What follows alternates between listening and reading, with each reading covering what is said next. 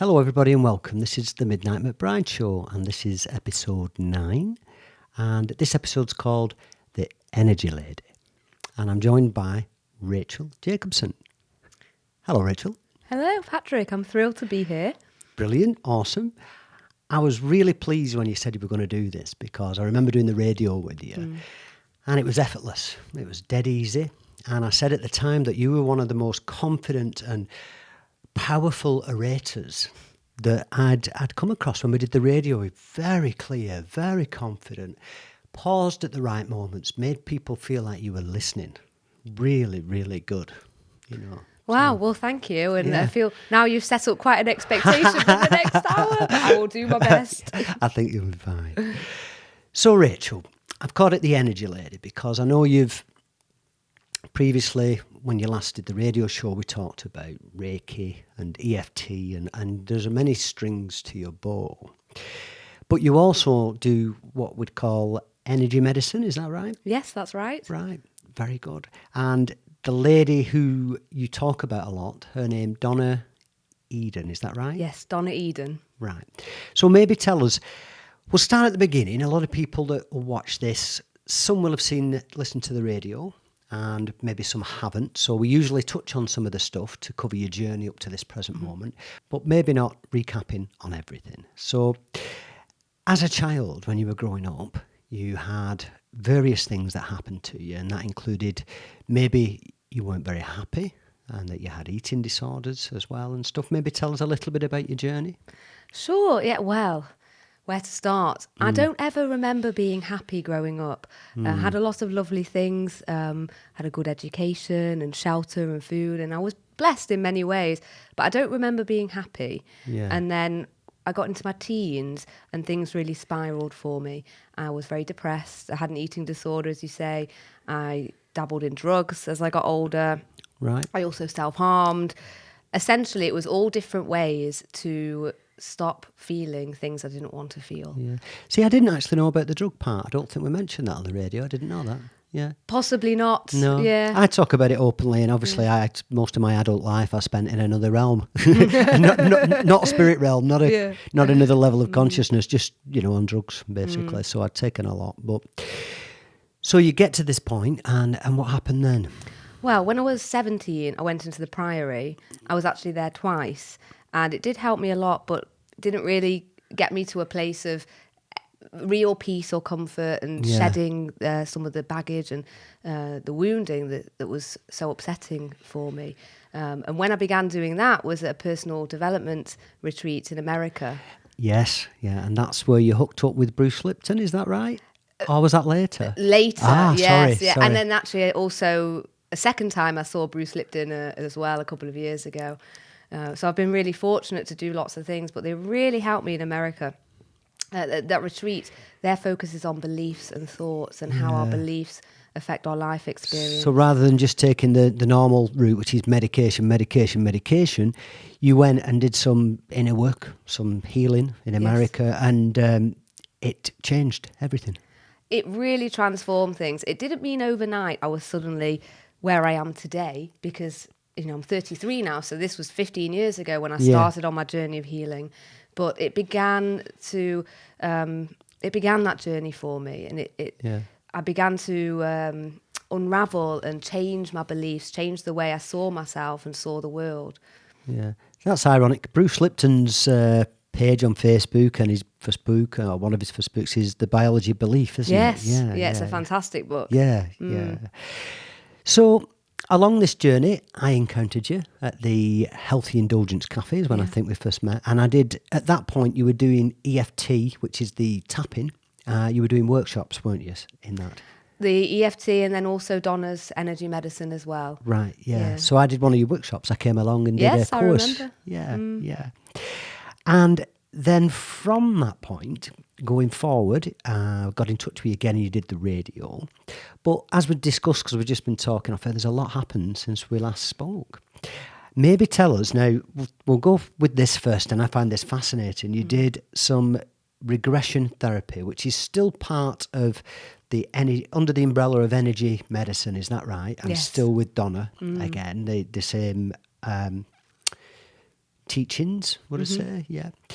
But you did this regression therapy, and you've just blown my mind when we had a chat outside about what happened. So do you want to start with that and tell us a bit about it? Yeah, so I was very excited for the opportunity. It's one of Donna's advanced trainings to learn the regression. I went over to America, and as part of the training, we exchanged the protocol. So I received the regression.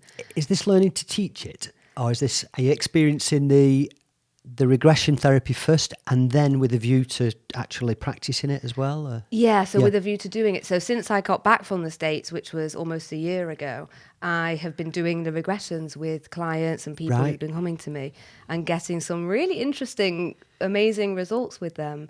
But for me, my regression I had last year was life-changing. And sometimes I think we do certain therapies or modalities and it just hits the nail on the head. It's the right moment in our life. It's the right circumstances for us to have a really deep healing. And my life has completely changed. When you came to the studio today, you look different. And I thought, is it your hair? What is it? And stuff. And then I became aware that you were shining. Like I'd met you on a number of occasions before. But the way I expressed it was it appears like a cloud had shifted. You just seemed different and much happier. Glowing. And then you told me about your regression and what had happened. So do you want to tell us that? I'd love to. Get ready for this, folks. This is a serious journey. Yeah, it was really profound. It was exciting. So essentially, I decided when I received the regression to focus on feelings of loneliness and anxiety. And I'd always been burdened by this, Patrick, my whole life. I would wake up every single morning, except if I was away on a holiday in a nice beach-like location. I'd wake up feeling this loneliness, and I couldn't pinpoint why. And I would feel anxious and sad, and I didn't really want to be here. I'd have going around in my head thoughts of, I want to die. Yeah. But I wasn't actually suicidal. I was suicidal when I was a teenager. Yeah. So I really understand the difference for myself. But it was just a weight. No matter what I tried conventional therapies and psychotherapy, different kinds of healings. You name it, I tried it. I couldn't change this feeling. And so I decided to do the regression on it. So this is going through past lives then? Yes, so it was tracking back, and there's a particular way that we do that in the Donna's method, to the moment in time when the energetic disruption occurred that's leading to the problem now in the present. Yeah. So that could be 10 years ago, 100, 1,000, and it's quite fascinating. It really is fascinating. Yeah. It's effectively saying we have an imbalance now. If someone's unhappy, there's an energetic imbalance underlying that. And it could be from this lifetime, but quite often it's from a previous lifetime. Yeah, and that's where it gets very interesting. What's lovely is it's not a deep hypnosis. Sometimes people ask me, will they kind of lose sense of their faculties? Like, will they be present in the moment? And you really are, when you receive a regression, present in the moment. It's not like being in a deeply different state of consciousness. And I think that's quite nice for people because they can stay grounded in the now, but while having this sort of journey and adventure and looking to where's my issue coming from in the past, the thing that's keeping me down now, what happened in the past that's making things so bad now? Yeah. So tell us. So what happened in my past? This is what I'm saying. You told me this and I was like, what? Yes. Yeah. So I maybe should preface it with not everyone has sort of a profound experience that's like this. We are all different. But for me, I went back to the Second World War. Yeah. And some of what I didn't tell you was I could feel mud on my feet. It was a very strange sensation. My practitioner said to me, what do you notice? And I knew I could feel my feet in mud. But of course, I was lying on a massage table in Phoenix, Arizona, in a lovely conference centre. Yeah. There was no mud. And it was very dark. And I was comfortable. It wasn't scary or anything like that. And she began to do the energy testing, which is kinesiology, to begin to precisely identify where the imbalances in my energy were. This is, you practice this as well, don't you, kinesiology? Yes, you're that's well-versed very in it. much a part of the sessions, and for me, a lot of it was in my chakras, which you might be familiar with. And so she starts clearing and balancing the energy. And then we were doing some testing as well to look at exactly where am I, what's going on. And I discovered that I was surrounded by family members who had died. Can I ask you a couple of questions? Oh, yeah, please do. Are these family members that you associated with being your family members at that time, in that time and space? Or were they images of current family members that were in that time and space? They were family members from back then. Right, okay. But I do believe it's possible that some of That those can still be could be, reincarnated, could be Yeah, here now. I do yeah. think that souls travel together. Yeah, definitely. Souls intertwines and can cross paths in many lifetimes. I definitely believe that. So the images you see and the people you see and what you're experiencing is family members at that time. Yeah. And what happened? Yeah. And it was during wartime. And so I could hear the sounds of people shouting and gunfire and a lot of fear. And in that moment, I had waves of...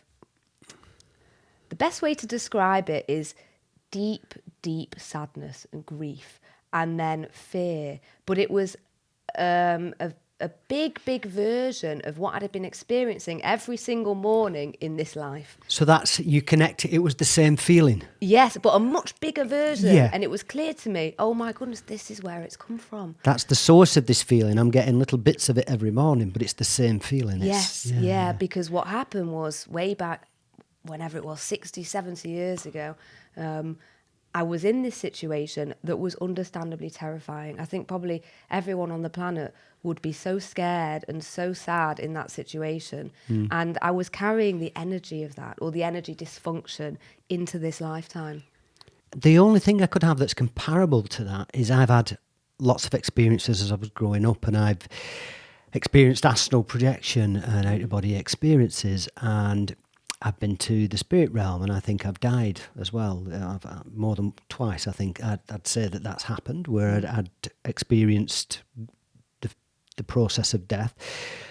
But I also, I had an out-of-body experience, and two of them are very significant. And one was, I'd really call it astral projection, not an out-of-body experience, but I remember floating around with these different coloured lights, and there were other people's souls and entities, and it was, I can tell you exactly where it was. And that evening, I was just flying around in my non-physical self with these other beings. It was beautiful. It felt beautiful.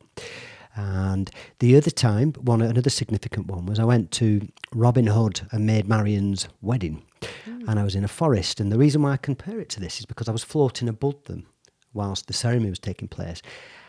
And I could smell the wet leaves, and I could feel the moisture. It was in the morning. I could feel the moisture on my face, and I had the sensations of being there, not of watching it, although I was above them when they were having the ceremony, but of actually being there, physical sensations. And I can only imagine that that's similar to when you felt the mud on your legs or something. Exactly. Yeah. It's as if you're there. It is, and it's very surreal because, of course, none of us really grow up being educated about these kinds of things being possible. No. But there's no denying, really, that it is possible when you look at the evidence of so many people, like the story you just said, and my experience, and all over the world people are having similar experiences. We're conditioned to dismiss them, aren't we? To dismiss these experiences. But we now know that... they've had programs, governments have had programs where they've gone and done remote viewing, and that's a controlled out-of-body experience, and that's documented. It's and they've got a lot of information from doing that. They had the ability to go to another place and another time in a non-physical form and witness things and bring back information. That's happened. Whether people want to believe it or not, but it's it's documented fact now. Absolutely, so, yeah. So maybe tell us, Rachel, I know you have recently come across Mandy Worsley. You were looking for a venue because you were going to run a workshop, which we'll get to in a second. But you put something out to the universe. Tell us. Yeah, it's such a beautiful example of putting something out to the universe. So this is a year-long course that I'm very exceptionally proud and excited to be teaching. And I tried to run it before, but it hadn't worked out for one reason or another. And what it seemed like was one of those situations where the door just kept slamming in my face. And I had this big dream, and no matter what I did, it was like slap in the face, slam, slap in the face, slam. And I'm thinking, why isn't this working out for me? And I got very upset and stressed in all kinds of ways. And then resistance enters, and then nothing works. There was tension, resistance and that real attachment. And so then fast forward many, many months, and the opportunity came up again for me to announce and list this course online to teach in this area. And I decided I only want to do this if it's easy. So I put out to the universe, please send me a venue. And I wanted a venue with specific things such as nature. I wanted nature. I wanted some accommodation. So if people were coming from other parts of Europe, there was a place for them to stay. I wanted somewhere with a wonderful energy. And, I know at Mandy's place, it's just the atmosphere and the vibe is wonderful. So I put it out there. And then immediately it pops in my head, Chedham Farm. And it was hilarious because I'd never even been there. I just heard of it through friends. Yeah. And then 2 or 3 days later, I'm at an event and I'm sat next to Mandy. And we're all saying who we are and where we're from. And she said, I'm Mandy Worsley. And I thought, yeah. No kidding, I'm sat next to Mandy. So I thought the universe has definitely lined this one up for me. Yeah.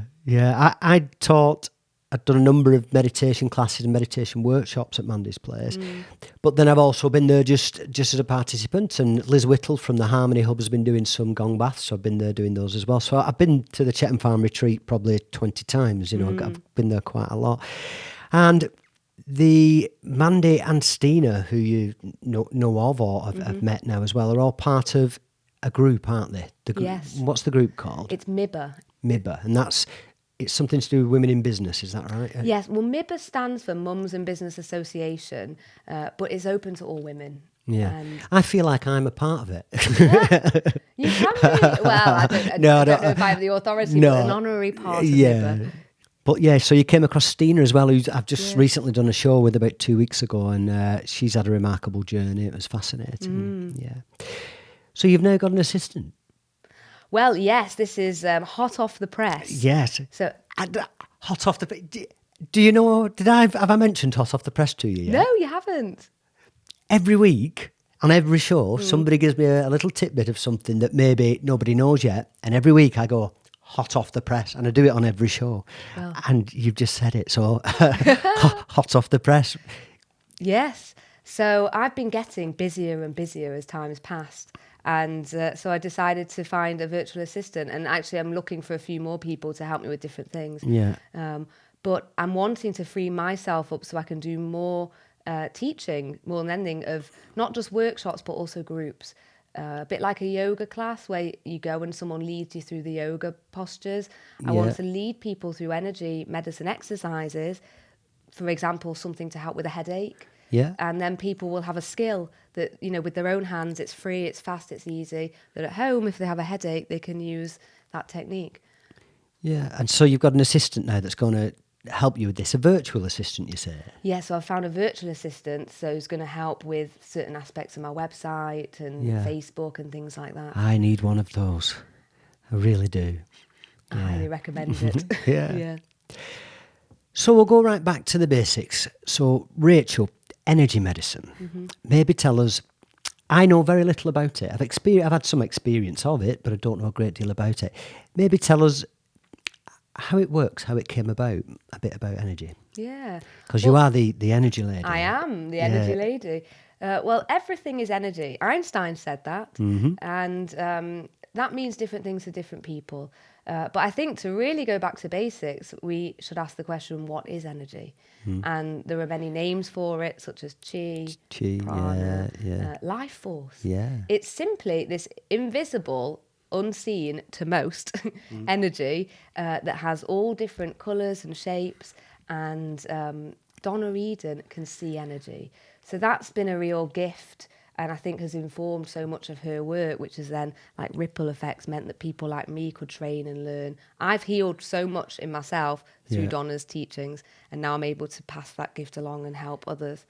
Yeah. And in Donna's methods, we're simply looking for, where are the disruptions in the energies? Where is there a blockage? Or, if someone has a pain in their shoulder, there's a very high chance they have a blockage of energy, because pain is usually too much energy that's stuck. If you think of sort of a cup you're trying to put too much water, if the water were the energy, trying to get more and more water in, it's not going to stay, it will overflow. But in your body, it can't overflow, it just gets jammed in there. And if you've got tension in the system, if you're stressed or you've had a previous trauma or something, and you hold that energy and you've got tension in the system, that's like an energy block, and it'll stop everything moving and flowing. And it can, even though you maybe don't only fully understand it or know what it is, it can have massive implications on your outward experience of life, can't it? Yeah, it can cause all kinds of problems, pain, low energy, all kinds of illnesses. Like, to go back to what you were saying, that shining more now, it very much is because I've been able to let go of this weight of the anxiety and loneliness I'd carried with me. And that was energy and energy blockages that I freed up, or the practitioner freed up for me. And I do feel free now. Yeah. It's the best word for it. Yeah, well, you look very different. You do. You feel different, The energy you're projecting now seems much lighter, so... Yeah. So, maybe you could tell us, I know in June you've now got a workshop coming up at the Chatham Farm Retreat. Tell us maybe about that. Yeah, it's called Level 1 Fundamentals, and it is the fundamentals of what Donna Eden teaches. And it is so broad. It's 4 classes, essentially 4 retreat experiences. The first one is the beginning of June. And within that experience, people will get a lot. So you get a lot of teaching. In that first class, we teach how to do the energy testing, the kinesiology. Right. Is that where, I think, so if I can ask a few questions as we go along, possibly some of the questions for my own benefit, but also for the viewers as well. Yeah. So I've seen it where you might have a certain drink or a piece of food, and then you test with resistance, and you can tell whether that is good for you or not good for you and affects your energy field. Is that right? That is right, yes. Okay. And I could show you some if you like. But essentially, every food or drink or substance has an energy to it. It has a vibration. And we have our energy. So when we ingest something, say a drink, that energy is merging with ours. And so we're able to test and see, is the energy, say, of the Coca-Cola or the orange juice or the coffee, is it in harmony with my energies, or is it depleting my energies? So I know, for example, that if we did the test with Diet Coke, that it wouldn't be good for me, probably. Most likely, but it doesn't mean that you shouldn't drink it. Yeah. Truly, it's the test isn't about whether or not you're allowed to have it and whether there's permission in the universe. It's simply asking, what's this doing in my energies, so you can make an informed choice. So going through your workshops, you'll start off with the kinesiology. Yes, we do a lot of kinesiology in all of the classes, but the first class is really fundamental to learn this skill. It's a tool to test yourself and other people, to test, say, the meridians, which are the energy pathways that acupuncturists are working with. And there's many ways to test the meridians. Say, kidney meridian, is there too much energy or too little energy in it? Someone who's very tired and burns the candle at both ends probably has too little energy in their kidney meridian. So there's a way to test that. Yeah. And then, of course, there's a technique, a way to introduce energy and put fresh energy into the meridian. Right. So then with the workshop, if you talk us through it, maybe give us an idea. So you start off and you're doing kinesiology. Yeah, so it's learning the kinesiology. Yeah. It's a lot of practice as well, of course, and hands-on. And then where do you go from there? Is the workshop, is it all kinesiology, or is, if you're doing this workshop, does it cover other things as well? It covers many other things. Okay. I think within that year, there's a whole segment on the aura, the biofield around us. So all the different things that essentially can go wrong with the aura. we can get holes and leaks in it. You know, if you imagine having a big spacesuit around you and it had a tear in it, and imagine going up in space with a torn spacesuit, you wouldn't get very far. I've had the picture of my aura taken a few times with a guy called Frank, and he did it, I think, one time at the Healthy Indulgent Cafe, if I remember correctly. But I had it done prior. I've had it done over a period of years, and I kept one of the pictures and then compared it to when I had it done 10 years later, and you can see the differences, the change in this field. And at first I wasn't sure whether I actually thought the technology worked, but I read a lot about it and I think it does, you know, to take the picture. I agree, yes. There's more and more technology that's being created now that can measure energy. It's very exciting because for a lot of people, it is elusive. Most of us can't see it. It's great that Donna can and some other people can. I can feel it. But for most people, it's this very mysterious thing. And so there are ways now and more technology that's emerging to measure it. I've written about it and talked about it and there's a quote I say in the book, which is one of my quotes, and it says, "The energy you display attracts the people in your day." Now, depending on how you're thinking, if you're thinking positively and you're thinking good and you're making you feel good and you're happy, that's what you're going to give out. That's what you're emitting to the rest of the universe. Consequently, the same if you're not feeling good, if you're stressed and you're feeling negative and you're having negative, heavy thoughts, that's what you give out to the rest of the universe, and you'll attract that towards you. But when you meditate and you become still, you become very aware of the subtle sensations in your body, which are there all the time. A lot of people, when they start to meditate, think, "Oh, I need a wee, my pants are tight," and this and or I've got a headache. All of those were there before, but your mind's that busy, you're not aware of the subtle sensations in your body. When you then develop this toolkit, you become very aware of other people's energy and the effect they have on you. Some people, I can spend an hour with you and I will feel lifted and elated. I can spend half an hour with somebody else and I can feel like I've been dragged down. It's not always done intentionally, you know, but some people suck the energy out of you. Other people do it intentionally, and they're generally, you know, somebody would be a bully, you know. But the energy interaction, that dance of energy, it's what everything's made of. It's all around us. It's what the universe is all about, isn't it? So if you can become almost an energy doctor, you know, an energy person that practices energy medicine and learn how to manage that with yourself and with other people, it's a very powerful gift. It's so empowering, Patrick. That was actually the thing that made me decide more than anything I wanted to learn this. I knew I was meant to do it, and there were many, many reasons I wanted to study it. But ultimately, I sat down one day and I had the thought, once I learn this, I'm going to have skills and knowledge that no one can ever take from me. And because it's not even like a physical, you know, material possession that someone can take.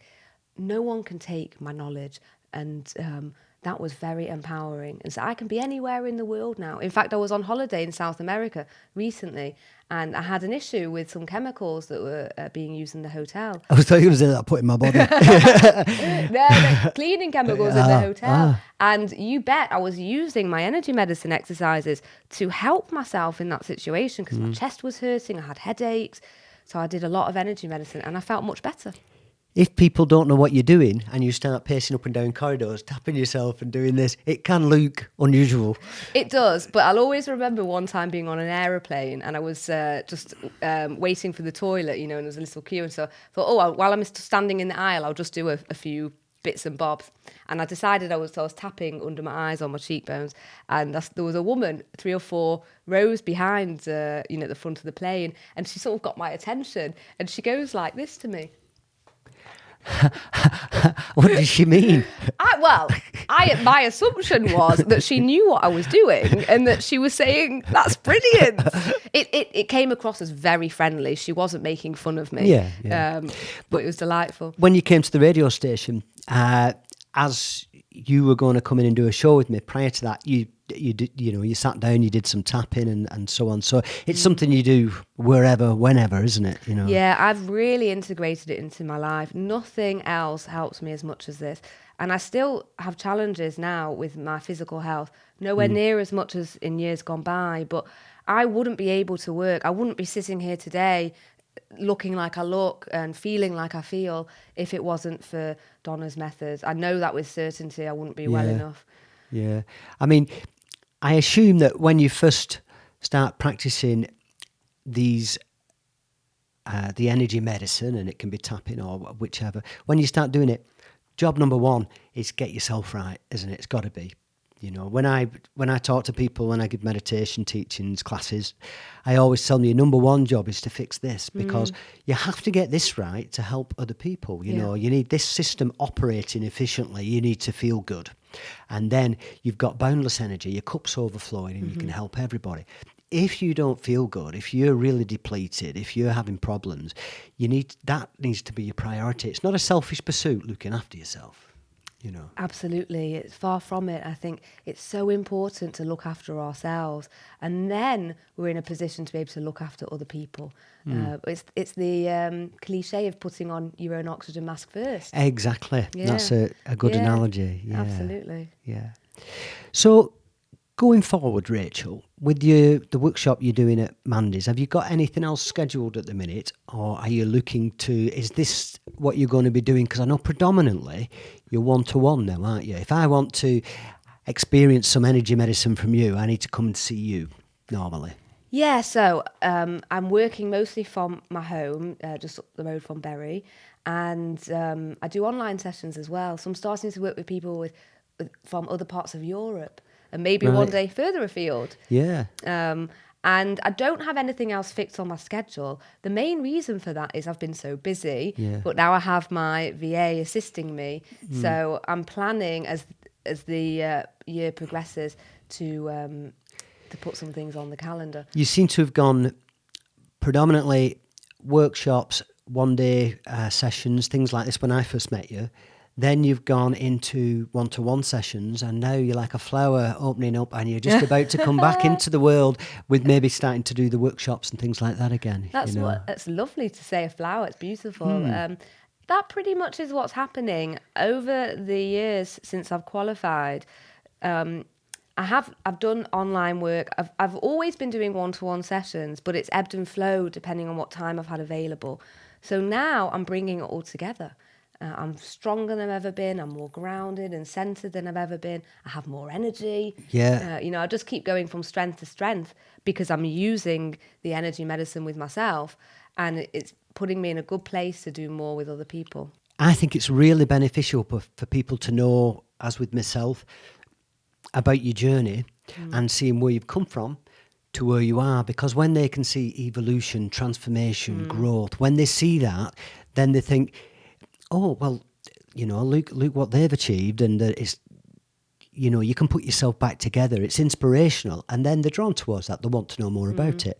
Whereas somebody that says everything's great, it's always been great and stuff, there's not much transformation there, is there? And it doesn't show growth, so. Yeah, absolutely, yeah. And I'm very proud of myself. I've had to work really blooming hard for 15 years, and I know it will never end.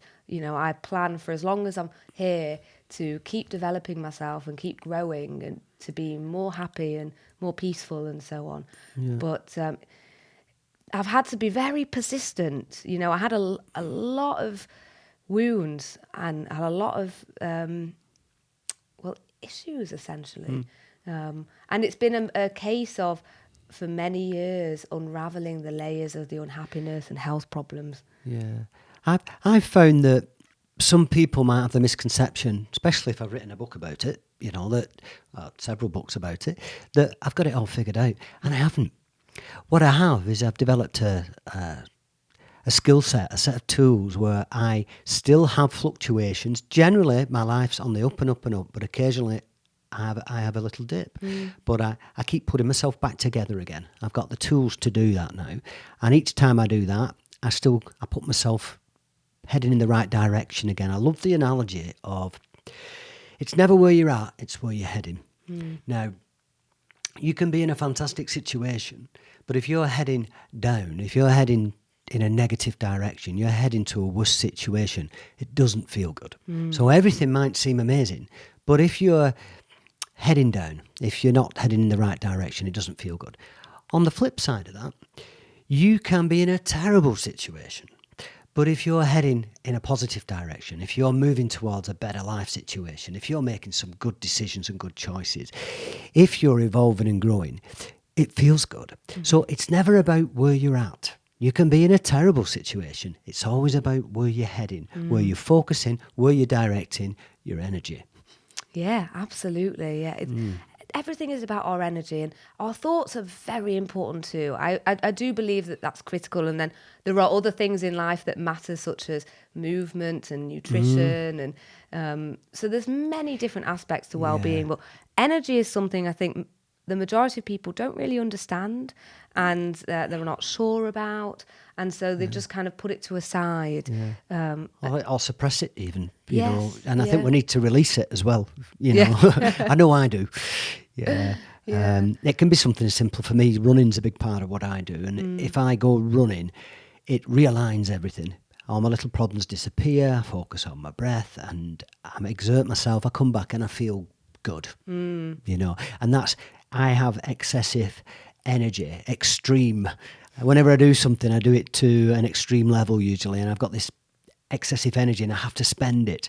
And for a big part of my life, it's learning how to manage that, not putting myself in a situation where I keep, you know, getting to the point where I'm having a breakdown because I get obsessed with things, you know. So I'm constantly learning. And like I say, I haven't got it figured out. And I think it's really important that people see the growth and see that what state my life was in before and how it's changed, because then they can see the benefit of what I'm talking about, you know. So Yeah, absolutely. And it's wonderful to help people to understand how it is possible to change. You know, I think it's quite common for people, especially with things like depression, to feel stuck there and to feel that there's no way out. And I firmly believe there is a way out for people. It might not be an easy linear path. It probably won't be a linear path, and it will require commitment and intention and permission. You've got to keep taking the steps, but I can't tell you how many times through my 20s I would have moments where I would just go to bed and put the covers over my head and just hope that life would just go away. I say it's always full of oscillations and variations. You're never going to go from A to B in a straight line. The trick is you veer off, you reevaluate, and then you re-aim, you get yourself back on track again, and you keep moving forward. And that's how we do it. It's all about... it's a process. It's never straightforward. It can be very difficult at times too. It can be tough, but it can be. But for me, one of my mantras has been to keep going, and it's a very, very simple mantra: keep going. But it has become a mantra for me, and to keep taking the baby steps, and it's worked for me, and it's got me to where I am today, and I'm sure it will get me to where I want to be in the future. Yeah, I say a successful life is simply this. It's one good decision followed by another. When you make that second good decision, you then, rather than just being in one spot, you've created a new path. You've made two good decisions, one after the other. You've changed direction. You're moving in a positive direction. You can then build on that. You're gaining momentum. Then you're moving outside your comfort zone, and eventually you don't have a comfort zone, and you're growing as a person. You're evolving. So one good decision followed by another. That's all it is. It's making a good decision and think, do you know what? That felt good. You know, I did something that is beneficial for me, because a lot of people, and I did it for many years, making decisions that were destructive. I was self-sabotaging my own life for 20, 30 years. And you start making a good decision, and then if you can just pause before you make that bad decision, then all you're ever doing is fluctuating up and down like this.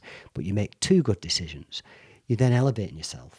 You know, the title of my second book, by the way, is Moving Forward, Learning How to Glide, and that is elevating yourself and propelling yourself forward using surrounding energies with zero resistance, with zero effort, in harmony with natural law.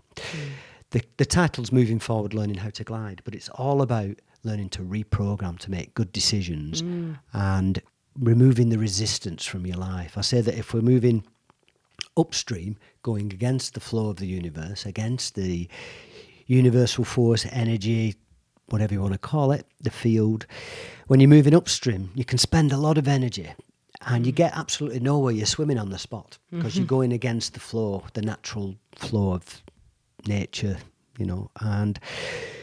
But then if you can turn in the other direction, you can spend almost no energy, just scull gently. And you're moving downstream, so you're moving in line with the universal force, universal energy, the flow of the universe. And you're moving in that direction, and then that energy will carry you at 20 miles an hour with almost no effort whatsoever. So it's the path of least resistance. It's trying to make good decisions that benefit you, where you're not wrestling with it, like you were doing with your venue for the Chesham Farm, where you wrestle with it. And I've done it myself. I'm wrestling with something and I can't get there, and it's going round and round in my head. And then I just think it shouldn't be this hard. I put it down, and then the universe goes, okay, you've finally, you've remembered. Yeah. Just put it down, relax, remove the tension, and I'll deliver. And I say in the book as well, the universe can deliver at the speed of light if only you let it. Yeah. You know. It's really amazing, and the universe can also deliver something that you just couldn't believe would be possible.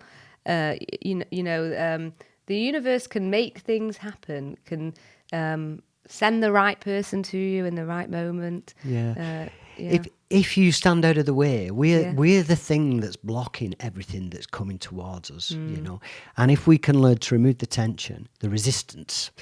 I say that resistance holds things in place. If you have a force here and you're resisting something, even though it's opposite to what you want and you're opposing it, because you're resisting, you're holding it in place. Take away the resistance and it will dissolve. The problem will disappear, and then when you create the space, what you need will come towards you straight away. Yeah. And I think for me, one of the things energy medicine has given me is that ability to let go of the resistance. And I think there are lots of ways to go about that.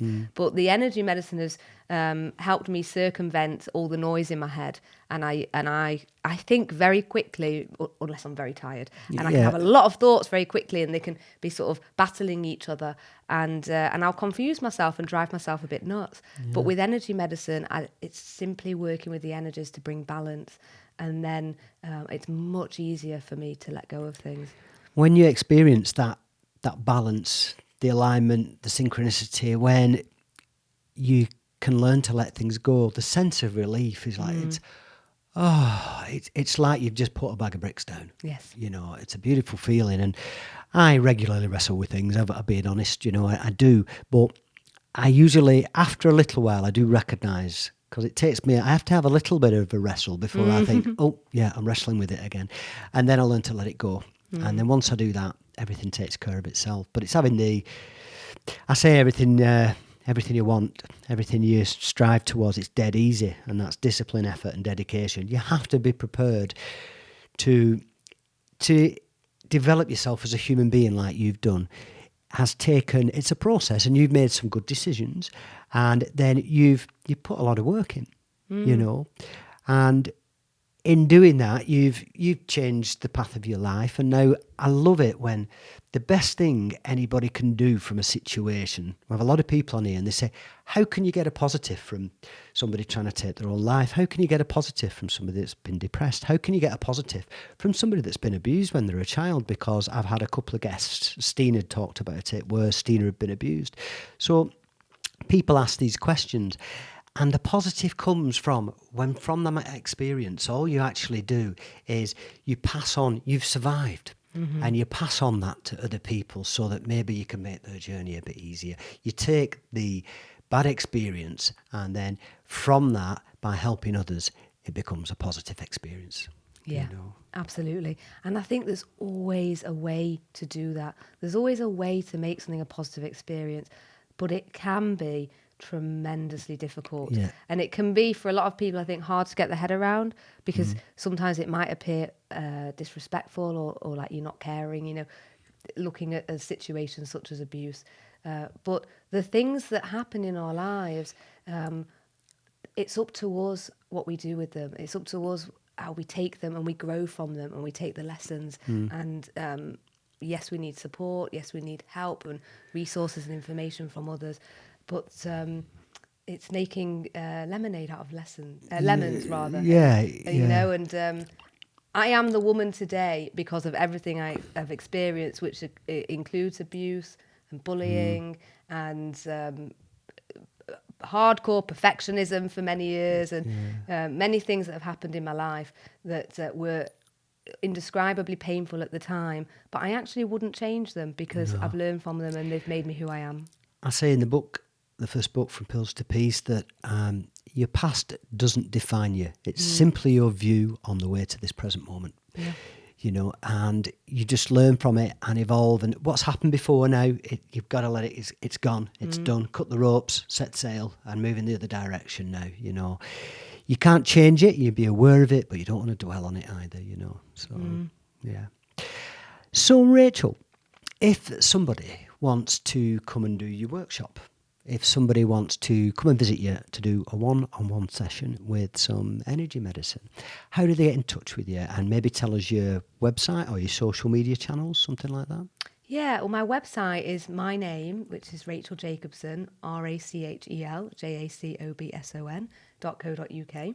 Okay. The email for that is contact@racheljacobson.co.uk. This is easy. Keep going. Yes. Very easy, yes. And I can give my phone number as well. Sure. It's 07956 619696. So if somebody wanted to say come in your workshop, would they book that through your website, or how would they, you know, the workshop you're doing at the Chatham Farm Retreat in June, if somebody wanted to book onto that? To sign up and pay the deposit, that's done on Donna Eden's website, which is edenenergymedicine.com. Okay. What I'd suggest is for people to get in touch with me first, because I would love to connect with people and help them figure out if it's the best fit. I think some people maybe would go on my website, go on Donna's website, and they know in their heart, wow, this looks frigging amazing, I want to learn it. Yeah. And then other people will have questions because it is in depth. And, you know, we talked about the aura. That's one topic of dozens of topics over the course of the workshop. Yeah, so contacting you first, perhaps just to discuss it. If they're not certain, they can come and ask questions and find out a bit more about it. Yes, and I have information I can send that has more details about all the curriculum and the timings and the costs and all that kind of thing. Rachel, thank you very much for coming You're onto so the welcome. show. It flies by, doesn't it? The time passes It very really quickly. does, yeah. And thank you so much for having me. It's just been really lovely. Yeah, delighted you came on the show. Yeah. So, ladies and gentlemen, if you want to buy the first book that I wrote, From Pills to Peace, that's available on Amazon and in about 12 other places. It's also now available on audible.com, ACX and iTunes if you want to listen to it. We've also got the second book, which is Moving Forward, Learning How to Glide, and that is elevating yourself and propelling yourself forward using surrounding energies with zero resistance, with zero effort, in harmony with natural law. You can visit the website, midnightmcbride.com, and I've got LinkedIn, Instagram, Facebook, Twitter accounts if you want to look at those. And there's this channel which you're watching this on now, and if you like the show and you want to listen to it, there's a new show out every week, then just click subscribe and you'll automatically get the new show. And if you look in the text below for this particular show, you'll find a link for Rachel's website. Thank you very much, and I'll see you next time.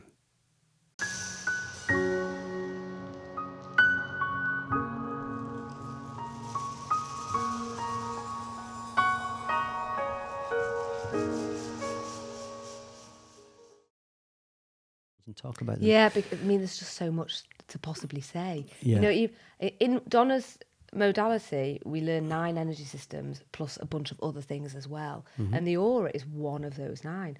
We could spend an hour talking only about the aura. Yeah. It's just remarkable. You know, it's a wonderful thing. I could see auras at one point, you know. Oh, really? Yeah, it's a long Wasn't time the ago. drugs, though? No, I don't think so. I went through, when I was in my teens, I went through some experiences. That's when I first had an out-of-body experience, astral projection.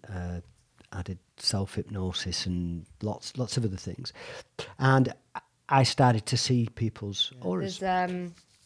There's a few clips on YouTube from a woman, Valerie Hunt, and I don't know that much about her, but she's died now. She was like a scientist. She did research into the aura, and on YouTube there's a few clips of filming. However, they're filming it with a camera that's capturing the aura, and one of them you see a dog run over to its owner, and you see them embrace, and you see how the energies. Yeah.